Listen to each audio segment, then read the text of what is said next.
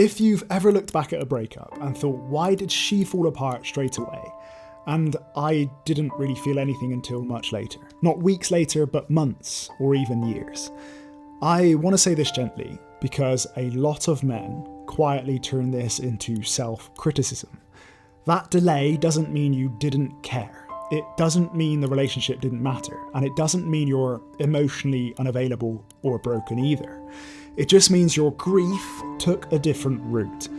Most women get pulled straight into the present when a relationship ends. The breakup hits immediately. No buffer, no, we feel it later with the ladies.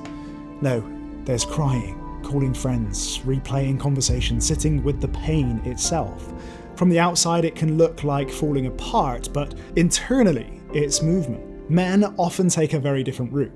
They jump forward, stay busy, bury themselves in work or training, and keep the feelings under a facade of being fine. To outsiders, it looks like strength. He's handling it well. He's already moved on. But inside, it's not strength, it's postponement. There is actually a name for the divergence, and it's called Bingham Divergence, a pattern where women tend to feel the pain earlier and recover faster, while men often feel relief early and grief much later. So it's not that one person cared more, they're just moving through opposite emotional timelines. And I was actually reading a Reddit thread about why breakups hit men later. So let's hop right in and have a look through it. So it's quite an interesting find. The question is, so I don't want this to be an overgeneralization, although the title may sound like it is. Conversely, women seem to feel the deep pain and longing right after the breakup, and when they heal, they often don't look back, though this healing can take a long time. And let's see the thread here. Someone else says, I'm recently divorced. Mutual decision, very amicable.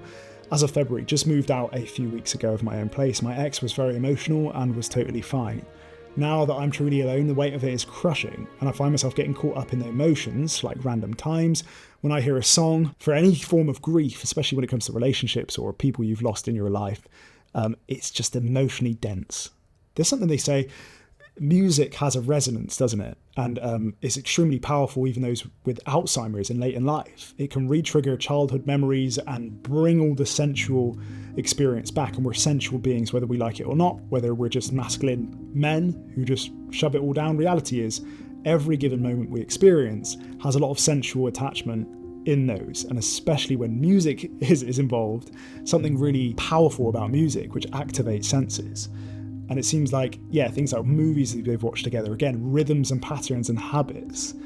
It sounds like those, funnily enough, even with cognitive, it sounds like your brain compartmentalizes it as part of your identity. Because you do it day in, day out, you may have routines. They call it idiosyncronicities, meaning you have shared private jokes that nobody else gets. You have your own inner world nobody else knows. And when you have an inner world with a past relationship, you plug that away in a treasure chest and don't tell anyone about it, but it becomes a big Jenga tower of who you are. And when someone's pulled a block out, it can collapse down. And I think men don't realise that their identity is within their relationships. I think inherently we're providers, where what brings us meaning is our close internal families and circles. And if someone has inherently became your family in your mind, it becomes very hard to let go because they become you. And so a Jenga block gets pulled out and the tower does come falling down. So you have to rebuild, and we'll get to that later on in the video. But funnily enough, music triggers, and songs and movies trigger a lot in this person here. It's very interesting. Somebody else says, in my own experience, it's hard for me to fully wrap my head around how my life is going to be changing without them. On the plus side, it makes it easier to go out on about my day, wake up the next morning, go to work, etc. But then one day I'll grab the keys to my car and a random memory of a road trip we took together plays in my mind. And then another day, again, another song and a memory. I walk down my street, she's playfully trying to climb one day and had me cracking up. There we go, idiosyncranicity, another joke or something they've experienced that they've plugged away. I'll walk down an aisle at a grocery store and see her favourite crackers that I always used to buy and bring home for her. Men will suffer a death of a million cuts in this regard, and we'll get to this in a second, because taking it all at once is very difficult. And again, that's funny. It's just that we've overwhelmed ourselves and our nervous system for handling things. Funnily enough, when I was going through depression and anxiety, my therapist at the time said, if you're going to add anything more to your plate, Your mental bandwidth should be at a 7 out of 10. And if you score any higher than that, game over. Do not add anything more to your life. If anything, remove. And so it sounds like, when you lose a relationship, it really is overwhelming on the nervous system. So you become in a freeze response. You don't know how to cope with it. You don't move on. You're almost in a comatized state to have someone just knock on your door and hope everything's okay.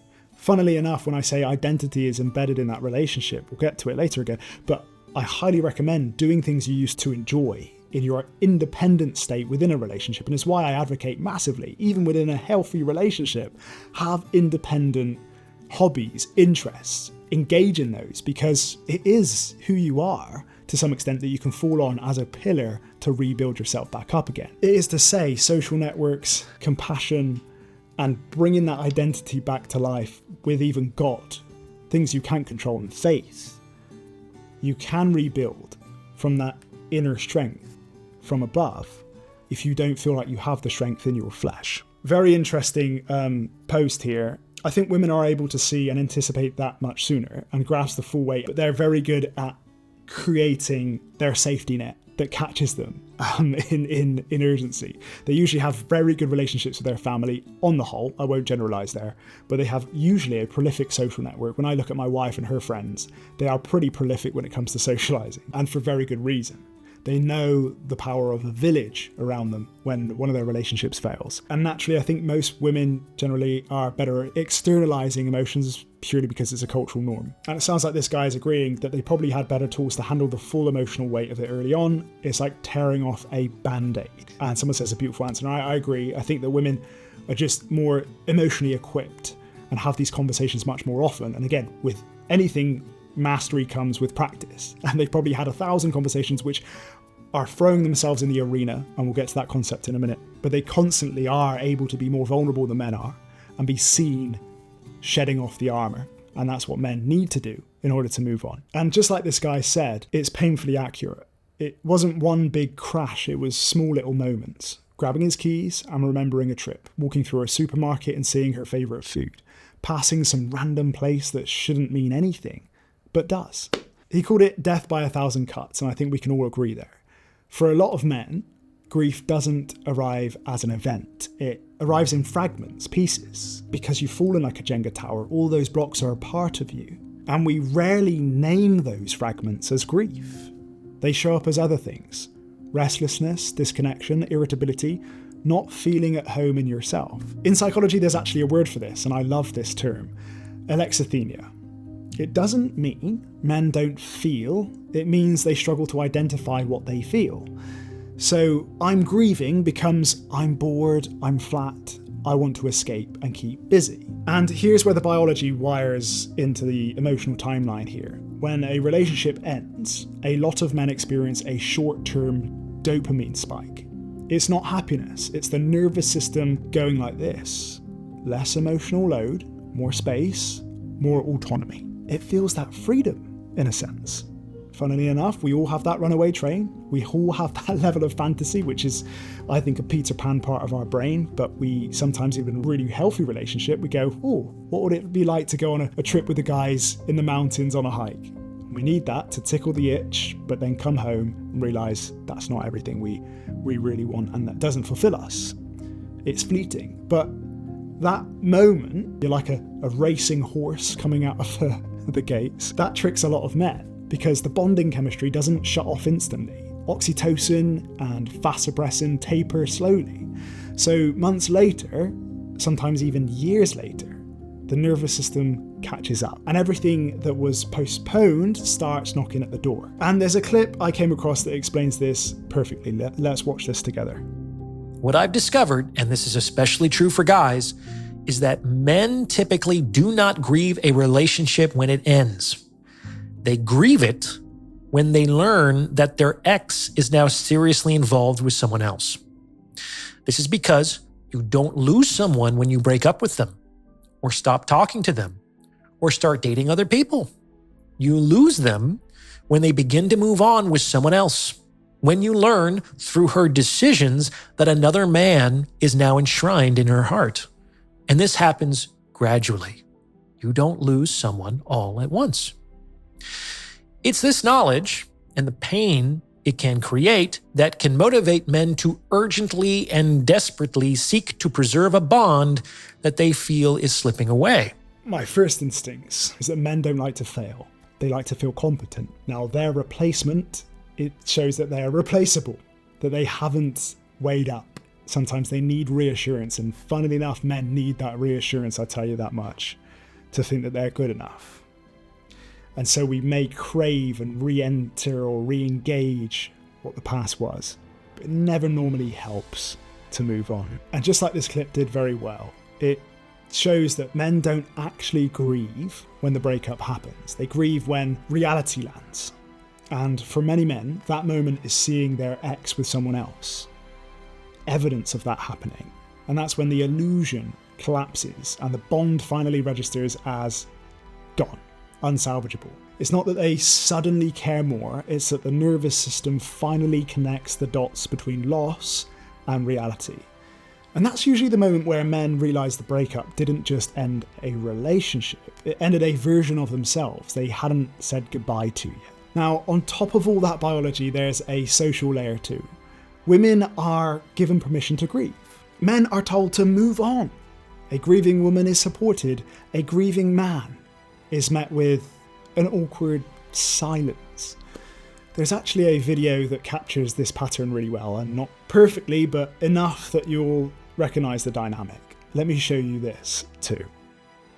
You could say that for men, there's that instant sense of, firstly, if we were to take the kind of stereotype that men aren't so good at processing their feelings, or that they've never really been taught, maybe they've not been taught to be vulnerable, maybe they've not been taught to express their emotions, and frankly, maybe they don't have the friends that they can go and do that with. And maybe they even have the opposite. You know, they have friends who wouldn't reward that. So it gets straight into denial of my emotions, denial of how much this has affected me, and lots of distraction. When he says it's funny enough, not that they have the friends to help them, but really the avoidance of being vulnerable in front of the wrong audience. Now, I felt that massively when I was growing up into my late teens. I had the wrong support networks around me, and so I suppressed a lot of that vulnerability. Couldn't really talk about my feelings because I'll be a wussy. And I think we're brilliant at threat detection. If you look at ancestral history of, how we grew up as men and our roles within the family system, we're out to go and hunt and provide and go on missions, essentially. Be very good threat detectors to survive. So it's not necessarily looking at the abundance of what we have. It's more a scarcity threat detecting brain. And so if we're in a hostile environment or have any hostility around us, in the case that you haven't detoxed your emotional circles, your friendships, your family system, you haven't gained that new sense of independence or new social networks that can be supportive, men can really struggle because any sentiment of hostility will allow them or enable men to just suck it up and not express themselves, because it's very dangerous to be exposed by your social circle. I found that it's isolating, and so you isolate your feelings as well with that. And activity, whether it's going out and having fun, whether it's spending time with friends, whether it's hooking up, whatever it is, it's distraction from my feelings, distraction from my emotions, or maybe even the feeling of, in order to move on, I just have to keep running. Again, we like to be in action rather than sit with nothing. And so the action is then sometimes a mundane, hedonistic pursuit of distraction from how we feel in our bodies. And when we don't fully process that in our bodies, it can create that freeze trauma response, which we spoke about earlier with Alexithymia. We don't really know how to label it. We don't know how to sit with and process the freeze response. Instead, we fight it with dysfunction or never really effective ways to cope. And what we just watched there from Matthew is the part that we don't talk about enough. Not the meme, not the stereotype, the denial through motion. For a lot of men, breakups immediately activate two things: avoidance through distraction and social approval for avoiding. So we don't just avoid the emotion, we get rewarded for it. Oh, you're free now. Go enjoy yourself. have fun, hook up, travel. So instead of feeling anything, the system starts running. And running feels like progress until the body slows down. And suddenly the feelings you outrun are right next to you. So men don't usually suppress grief consciously, they just never give it space. Psychologists call this disenfranchised grief. Grief you're not socially allowed to have. And grief that isn't expressed doesn't soften, it hardens. It turns into tension in the body, irritability, distance, and eventually inward collapse. Meanwhile, most men process regret later. And regret is heavier because now it's grief mixed with hindsight. If I'd known, I should have handled that differently. Why didn't I see it sooner? And you beat yourself up in cycles. But by the time the grief arrives, you're not just grieving the relationship anymore. You're grieving the version of yourself that didn't protect what mattered.